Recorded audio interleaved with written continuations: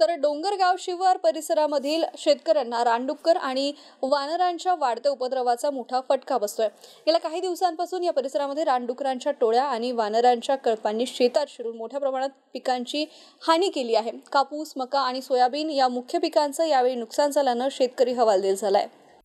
वानरांच्या टोळ्या आणि रानडुक्कर हे महिला तसेच पुरुषांच्या अंगावर धावून येत असल्याने वानर आणि रानडुकरांच्या धास्तीने महिला शेतात जाण्यास दुरापस्त झाले आहे। दिवसरात्र कष्ट करून उभी केलेली पिके या वन्य प्राण्यांच्या हल्ल्यामुळे उद्ध्वस्त होत असून शेतकऱ्यांचे मोठे आर्थिक नुकसान होत आहे। या समस्येमुळे शेतकरी धास्तावले असून त्यांच्या जगण्यावर प्रश्नचिन्ह निर्माण झाले आहे। या पार्श्वभूमीवर डोंगरगावच्या सरपंच सुनीता धनसिंग नागलोत वन्य प्राण्यांच्या हल्ल्यामुळे शेतकऱ्यांचे मोठे नुकसान होत असून शासनाने याची दखल घेऊन सर्वेक्षण करून तात्काळ मदत जाहीर करावी, अन्यथा शेतकरी आंदोलनाचा मार्ग अवलंबतील। दरम्यान शेतकऱ्यांनीही या समस्येवर कायमस्वरूपी उपाययोजना करण्यासाठी वन विभागाने पुढे यावे अशी मागणी केली आहे। सध्या तरी शेतकऱ्यांमध्ये वन्य प्राण्यांच्या धुमाकूळामुळे प्रचंड नाराजी आणि भीतीचे वातावरण निर्माण झाले आहे। सय्यद लाल, एमसेन न्यूज, बाजार सावंगी, खुलताबाद।